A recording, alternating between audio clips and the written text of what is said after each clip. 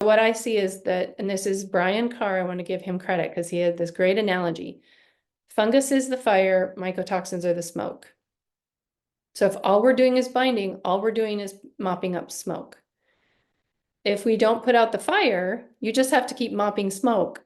And in depleted people, that's why binders alone are not going to work, because we're not taking care of the fire. We haven't put the fire out. So I use antifungals until there's no more evidence of smoke, aka mycotoxins, meaning we do a urine test.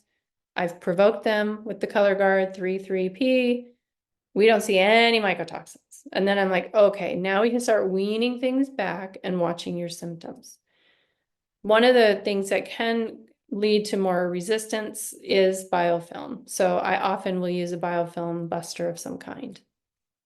So what is a Herx anyway? For mold, we really loosely use this, we throw this term around. A traditional Herx is an antibiotic reaction to Lyme. So it's too much kill when we apply antibiotics. And this was to syphilis, actually. So it's loosely defined for mold, but typically it's going to, the symptoms should onset anywhere from hours to days after you start an antifungal, and not should, but if it's going to happen, that's how it's going to happen. If it does happen, we either didn't prep you well enough or we went too strong with the antifungal, because I don't want anyone to have a Herx at all. But if you are going to have a, quote, mold Herx, it should self-resolve in 2 to 5 days. 5 is even really pushing it.